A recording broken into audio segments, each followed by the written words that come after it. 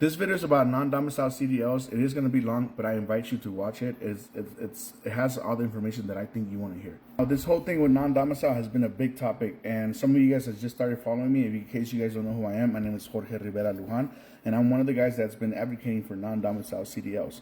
And there's a lot of misinformation, so I thought I'd do a video of how we got here and where, what's been going on. So it all started in September of last year, when the new rule, emergency final rule, was announced, where they decided that they were going to take us all out. When I say us, it's people that are non-domiciles, people like me that have DACA, TPS holders, and asylum seekers. Now, the reason I decided to fight was because I didn't agree with a lot of things. Most importantly, I don't agree with the narrative that's being pushed. This is the stuff that you guys are being told. Open border policies allowed millions of illegal immigrants to flood into our country without illegal immigrants, many of whom were led into this country thanks to Joe Biden's open border policies. For the life of me, I can't understand how these licenses have been issued to people who can't speak or read English. In this country illegally and have been illegally because he couldn't read the road signs. So that right there is one of the hearings for this new law they want to pass. It's called the Lila law, but that's a whole separate thing. It has to do with the trucking, but we'll get to that in a bit. We have this guy right here, Sean Duffy. What's going on? They go out and they tell the American people, an everyday American person, they're telling them we're getting rid of these illegals that speak no English, are a danger to the road, and are unvetted. So when everyday Americans hear that, of course that sounds really good. Of course that's like, yeah, well, who would be against that? We're against it because that's not the truth. We're not here illegally. We do speak English. I speak better English than Spanish. If that test would have been done in Spanish, I would have felt it. Now, what they're not saying is this: there's stuff that are in place that should prevent all this stuff from happening. And it turns out, last administration or whoever you want to blame, the point is that something was done to where the enforcement dropped, and now it was a leak, and we are where we're at now. We are where we're at now. I have this paper. I carry this along with me. FMCSA knew about this problem all along. This is a paper from FMCSA that they were giving out at MATS, and on the other side they have a different language. So don't they came over here and they're acting like, oh, how did we get here? They know exactly how we got here, and the fact that they had to go out of their way to print these type of stuff is because they knew that there was people out there that can't speak English. Now, if the issue is the English, there's something called ELP, enforce your current rules, and they didn't do that. So what happened? In September, they announced this rule that wiped us all out. Then we fast forward, this happened in September. Then we go to October. In October, we went and we sued FMCSA. And in October, we filed a lawsuit. In November, we got it paused. Technically speaking, theoretically speaking, when it was on pause, all the states should have started issuing. But little did we know, every state that wanted to reissue CDLs, they would get some type of consequence. So in a way, they were like getting threats. I don't want to say like, what I mean? Not threats like they're gonna hurt them, but through they'll take away their funding, or they're saying, hey, you're going through an audit. And they'll find a reason they say, hey, we did your audit and we found this, and now we have to shut down non-domicile. So they weren't able to do that. So then, it's just going a lot of back and forth. During the meantime, what I've been doing myself is I've been going on interviews. I've been getting the word out. I've been trying to spread the word out, because every time that I talk to somebody, it seems to know that they don't know. They keep moving either they know and they keep moving the goalposts, or they didn't know they were attacking people like us. They're like, why are they taking your CDL if you speak perfect English? If you say you're not illegal, then why are you taking your CDL? Exactly. I believe not even Sean Duffy, the guy I showed you, this guy, not even he knows what's going on. Because I approached them along with this other guy named Banda. Here's the clip. But DACA is being affected. DACA is being affected. Thank you for what you're doing, It is. Sean. Yeah. I'm actually a non-domicile. Yeah. And I'm on the DACA. I've been here since 2001. Yeah. People that do things right and follow the rules, you're not going to see problems. So there you have it. Based on his own words, he says people that are following the rules, you're not going to see problems. Obviously, that is not true, because we are being affected. And then they reached out, Overdrive reached out to him, and they're like, oh, that he misheard the question. How are you going to hear it misquestioned twice? I don't know. That's their excuse. But at the end of the day, that's what he said. Now, like I said, I've been going, interviews, and I've been spreading the word. Here are a couple clips.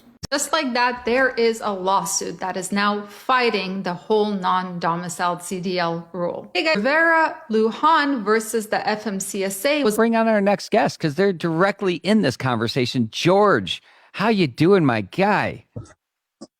What's up, man? How are you today? Thanks for having me on, man. Every time I hear this phrase, we're taking these illegals that speak no English off the roads, they're like, Like I'm not understanding what do you mean by illegal and what do you mean by not speaking English. Yo pues trabajo, yo hago todo bien, yo no tengo ningún récord criminal y para que nos castiguen por las causas de otras personas pues no se me hizo justo. This is interesting here because this driver actually speaks really great English. Just become a citizen and problem solved. I feel like the people that say that don't know the system. De hablar con Jorge, un camionero de Cedar City que lleva más de 11 años trabajando en la industria. Toda nuestra vida andamos con el miedo, ¿no? De que si nos van a aprobar la renovación, la incertidumbre. Open borders and let a lot of people in. I'm not arguing that. Yeah, we all saw it happen. But the question shouldn't be how many people that Joe Biden let in became truckers. The question should be how did they get their CDL if they don't speak English? Like how did they pass the test? Yeah. Like why is the system, there's a system in place that's supposed to prevent this stuff, and obviously it didn't work.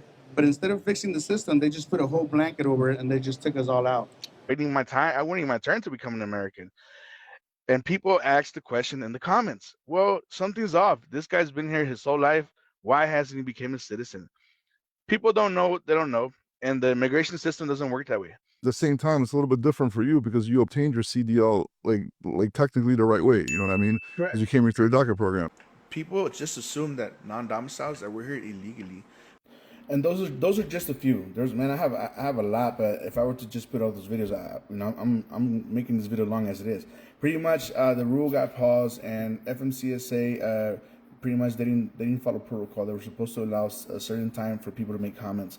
They went ahead and they made comments, and FMCSA requested that the whole case be on pause, or be on advance. There's a proper name for that, but I don't have it on top of my head. It was the whole case was on pause because they were going to create a new rule.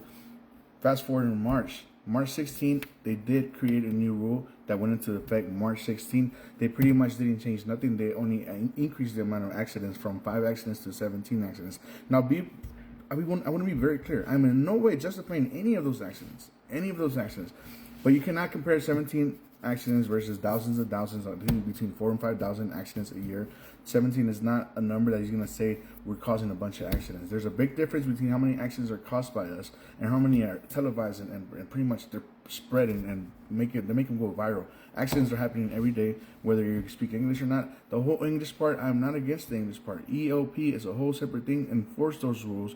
But they keep out, when they go and they tell the press, they're like, we're taking out these foreigners that speak no English or are here illegally. They're just making it sound so nice because people they can't win the arguments when it comes to the court. Now, we are still in the court system. The case is still there. It is taking longer than expected, but we still have a case, because if we didn't have a case, it would have been thrown out.